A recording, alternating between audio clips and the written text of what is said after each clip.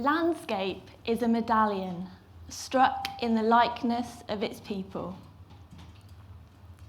I'm a teacher and practitioner of yoga and geography, and I think the two disciplines have a special connection. I'd like to explain how through exploring the yoga of geography. We shape the landscape, but equally, in striking and shaping that landscape, we're also shaping ourselves. If we look at this famous vista from our urban environment, we can see how it's evolved through time. The Tower of London is a relic feature of when William conquered the land, and a reminder not to step too far out of line. Alongside it are new demonstrations of power, capitalist fortunes that pierce the sky. It would be difficult to walk around here and not feel a sense of being a little bit small.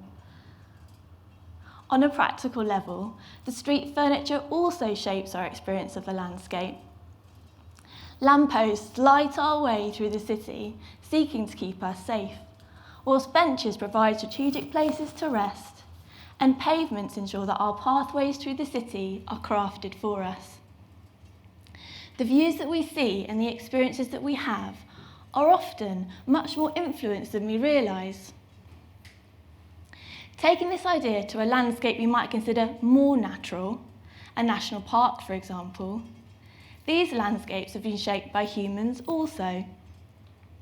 The view of Yosemite that you see here has been moulded by conservation efforts. This viewpoint has been chosen for us and the pathways leading to it carved with intent.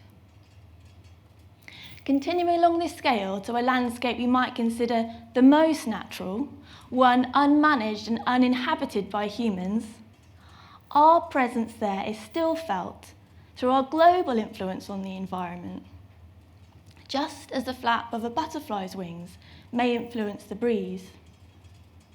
It still affects us too.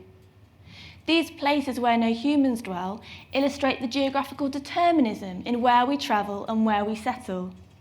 There's a reason why 40% of the human population lives by the coast, and there's a reason why we don't live there. People and their lives on Earth are shaped by the Earth itself.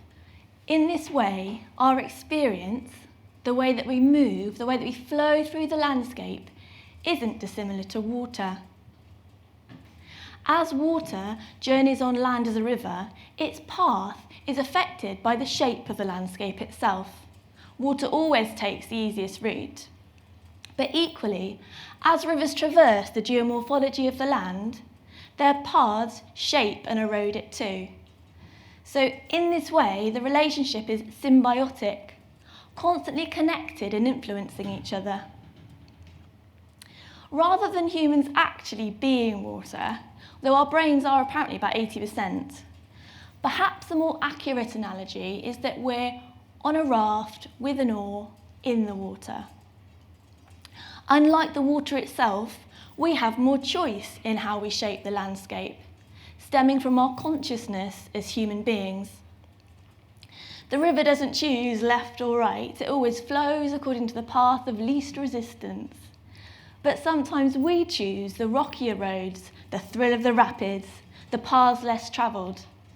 And sometimes we choose to take things into our own hands and create a canal.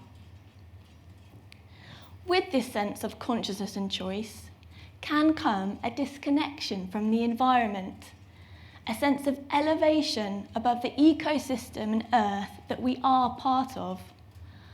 Rather than recognising that we're part of it, affected by it, feeling a sense of interconnection between ourselves and the landscape, we separate ourselves from it. We try to measure it, we try to control it, and we try to understand it as other rather than us as part of it. The subject of geography can be guilty of propagating this view, famously divided into human geographers, colouring in population maps, and physical geographers studying oxbow lakes. But geography isn't about separation, it's about integration. The beauty of the subject is the global perspective that requires us to zoom out and to see the connections across the human physical divides. If we can see how the human and physical spheres relate to each other in external examples, then we can start to explore what it means for ourselves as individuals in our everyday lives.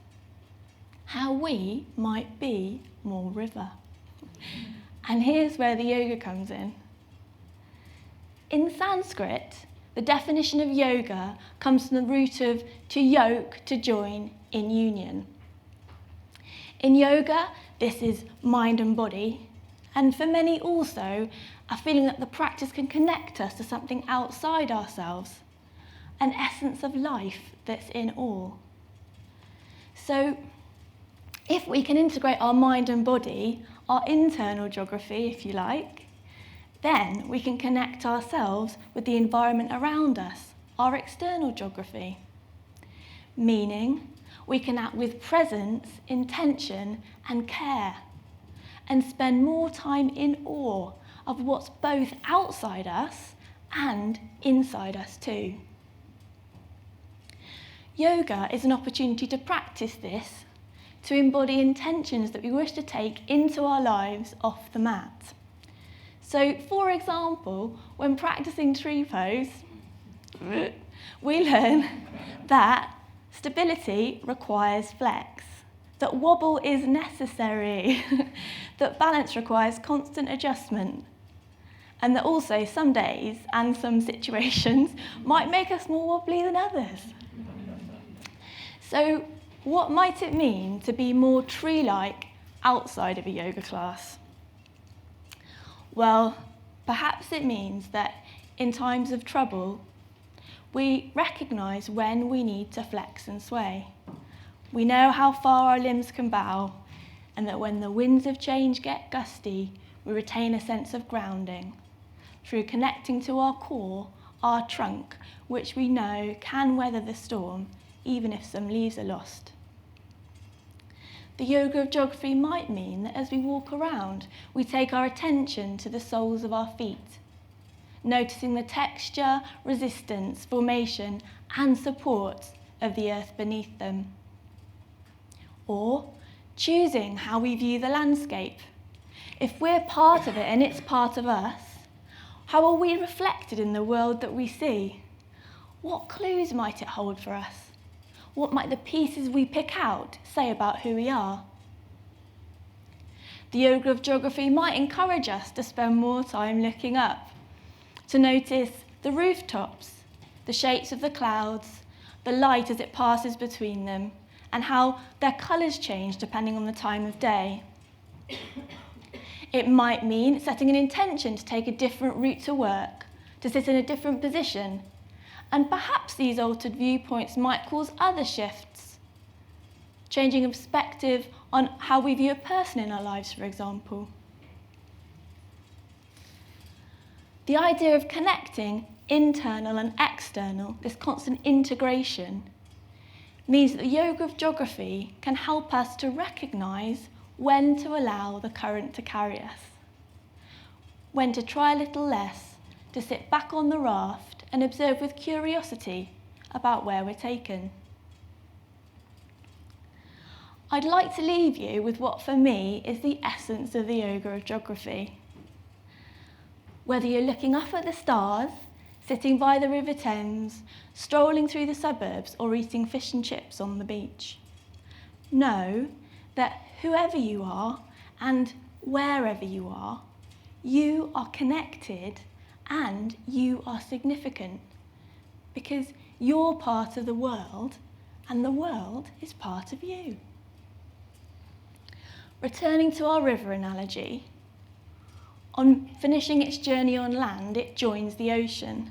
So we finish here too, with the Sufi poet Rumi. You are not a drop in the ocean. You are the entire ocean in a drop. Namaste.